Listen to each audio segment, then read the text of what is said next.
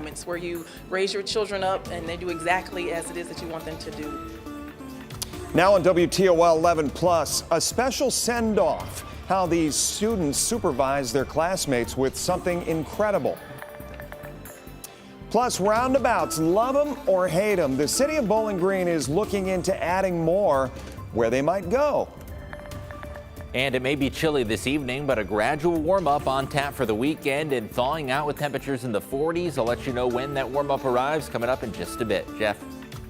All right, John, thanks. We'll see you then. Welcome into your news on WTOL 11 Plus. I'm Jeff Smith. We start tonight with a dream come true today for one Toledo Public Schools student. Joy Pasker, she goes to Ella P. Stewart Academy for Girls.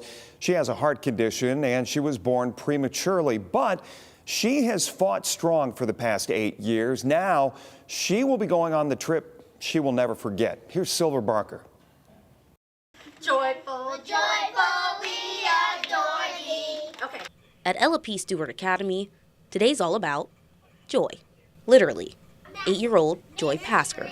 Born prematurely, Joy has congenital heart block, a heart condition that keeps electrical signals from reaching her heart. It's hooked up to a monitor that tracks her heart at home, and Mott's takes good care of Joy. But to family and people at school, Joy's got the brightest heart they know.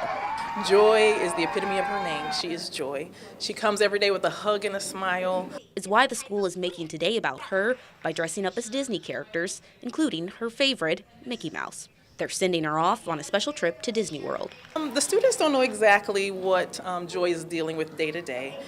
They just know that she is deserving of something special and that we were able to give that to her today. A ceremony just for Joy, all about joy.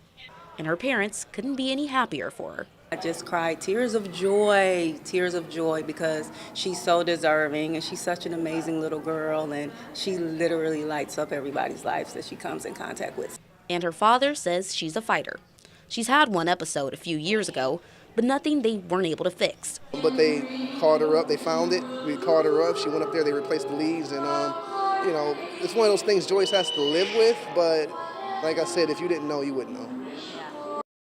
Silver Barker with that report. The trip comes at a perfect time for Joy. Her birthday is next week.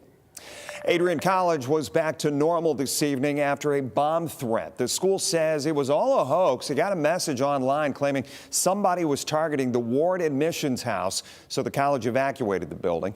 Police and canines cleared it after a few hours, and that's when investigators determined it was not a legitimate threat. We are getting a first-hand look at a shooting involving a Monroe police officer and a dog.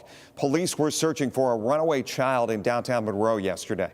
According to the city's public safety department, the aggressive dog charged while the officer was looking for the kid. That's when that officer shot and killed the dog. We're not going to show that to you. The city's public safety department says it has a strict use of force policy, and the department determined the officer acted within that policy to protect himself. Staying in Monroe County, there are new details in a case of a deadly crash. A judge has denied a request to throw out evidence in the trial. Investigators say Marcella Chidester crashed into the Swan Boat Club during a child's birthday party back in April. 2 children died. A judge ruled this morning against dismissing charges related to alleged alcohol use and the motion to suppress toxicology blood testing results. Chidester is due back in court March 3rd. Well, today marks 18 years since a teenager shot and killed a Toledo police detective, Keith Dressel. Dressel died after the incident back on February 21st, 2007. He and 2 other detectives were on patrol in North Toledo. Dressel stopped Robert Jobe, who was 15 at the time. Jobe ended up shooting and killing Detective Dressel. 11 investigators sat down with the shooter ahead of his parole hearing, which has since been denied. And I said, well, what would you say to Robert Jobe? And she said, she would say, I'm sorry that you were not loved. What would your response be to that? Thank you. Thank you, and I'm sorry. I'm sorry too. I needed to hear that. Thank you. My whole time I've been locked up, I've just, I've felt the bitterness and the hate, coming from everybody, you know, because of the situation, not really knowing, like, you know, I'm not a victim, but I mean, you know, I was targeted out there as well. So, you know, but yeah, hearing that made me feel good, and you know, I just want to apologize as well and say I'm sorry that it turned out the way that it did, you know. Can you understand why she would say, I'm sorry you were not loved, but I don't want you to get out? I can understand that. I definitely can understand that. You know, that comes from a place of love within herself, you know, for her own child. So I can totally understand that. You just touched on it a little bit. You know, on that day, you took a lot. You know, you took a son and a father and a husband and a police officer, and these kids never got to know their dad. What do you think the price is for that? What should the price be for that? You can watch that full interview right here on WTOL 11+. Now, the state of Ohio reporting its first flu-related pediatric death of the year. The Ohio Department of Health says it was a teenager under the age of 18 from Allen County. The Ohio Department of Health says flu activity usually peaks between December and February, and that the state has seen an increase in flu numbers since the early part of December. The Toledo-Lucas County Health Department says it's not too late to get vaccinated, and while it may not always prevent getting sick, they say it will help to lessen the severity of the illness. Thousands are still appealing their property revaluations in Lucas County. On top of that, an error during the process led to 1,400 people seeing massive increases. Lucas County Auditor Katie Moline held another Friday update this morning, but says this was the last one. That's because she says those 1,400 revaluation errors have been corrected. There's also a signed contract with John G. Clemenshaw to do a third-party investigation into the county's revaluation process. Moline says that investigation is already underway. They've already started work. There have been documents shared with Mr. Clemenshaw. I know he'll be starting interviews shortly. So the work has started, and you know, again, anything that they need to be able to do a complete and comprehensive report, we're ready to help. You still have until March 31st to appeal your property revaluation. We've got an update to a plaza fire that happened in South Toledo that closed multiple businesses in that strip. The owners of Sean's Irish Tavern providing an update recently on a Facebook post. The owners said the business is currently installing a new roof and HVAC units. Once that's done, the plan is to start demolishing and renovating the interior. There's no estimated date for reopening, though. Well, right now, we are nearly 6 years out from the first roundabout in Bowling Green, and the city says it's looking at adding more. BG's Department of Public Works is conducting a study. The goal is to determine where those traffic circles make sense. One of those spots may be on Haskins Road.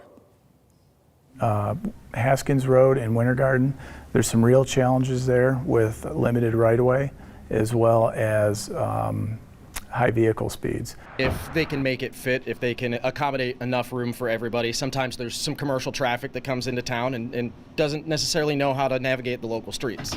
The city says right now there's no timetable as to when construction could start.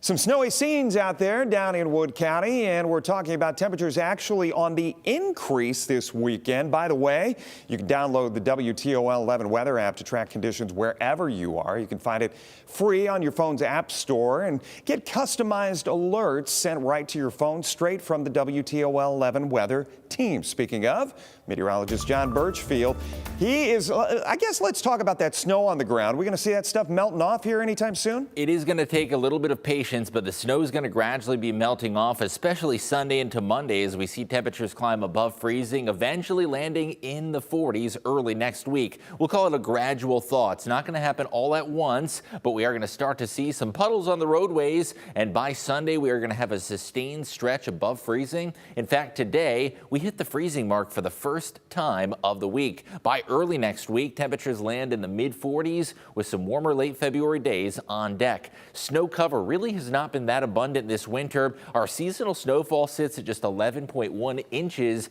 And even though we have gotten some frequent ice storms and minor snow accumulations, a big snowstorm has been hard to come by this winter. Normally through today's date, we have over 28 inches of accumulation, and that puts us at 17.3 inches of snow below average. Temperature-wise, temps have fallen back below freezing. For those Friday night plans, we're at 30 in the metro, 27 in Bowling Green. And the wind chill, there is a little bit of a breeze that does make a bit of a difference in how it feels outside. Current wind chills towards Findlay are only 16 degrees, Toledo at 20, and it feels like 20 degrees in Defiance. So even though the sunshine was nice today, it can be a little bit deceptive, and I'd recommend dressing a little bit warmer than the thermometer suggests, especially tonight through tomorrow morning. Now, high pressure is going to keep sunshine in the mix through the weekend forecast. That high is situated over the Ohio Valley, and I do expect bright skies, good weather for a car wash this weekend. So the hour-by-hour forecast. These are air temperatures. We're going to be seeing mid-teens out the door. It is going to feel colder than that due to the wind. Heading into your Saturday afternoon, highs are going to be near freezing. And Sunday, we're actually going to climb up near 37 degrees for that high temperature. So finally beginning the thaw for the second half of the weekend. Now, what about the wind chill? There is still going to be a wind chill factor into your Saturday morning, feeling like the single digits. It's going to be one of those mornings where visually it looks bright and beautiful, but in terms of how it feels, it is still going to be cold. By the afternoon, temperatures climbing up to 32, but there is going to be a chilly breeze. Southwest winds are going to range from 10 to 20 miles an hour, so I'd recommend dressing a little warmer than the mercury suggests. So the weather impacts we're expecting this weekend and beyond through next week, a gradual thaw as those temperatures climb up into the mid-40s.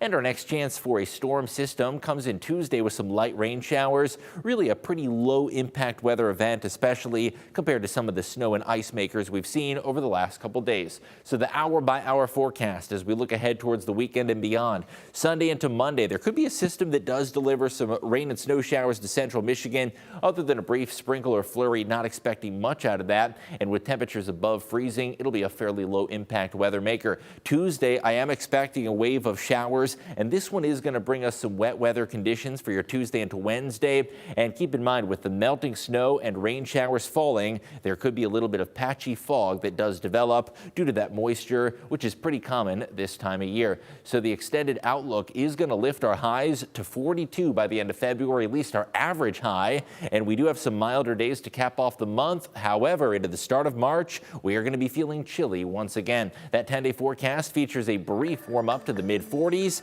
scattered rain showers Tuesday into Wednesday, and welcoming in the month of March. Get ready for some cooler days. That warm up is going to be pretty short-lived, with temperatures leveling back to the mid-30s. Jeff. All right, John, thanks. A local pastor is taking on an incredible challenge to support a cause close to her heart. Pastor Becky Bolander of St. John's Lutheran Church in Oak Harbor is gearing up for a cross-country bike ride. She just celebrated her 71st birthday, and she's planning a 3,500-mile bike ride from San Diego to St. Augustine, Florida. She wants to raise awareness and money for a new Habitat for Humanity subdivision in Ottawa County.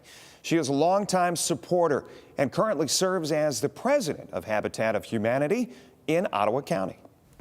It's combining two of my loves, Habitat and biking. So it's kind of a double bonus for me.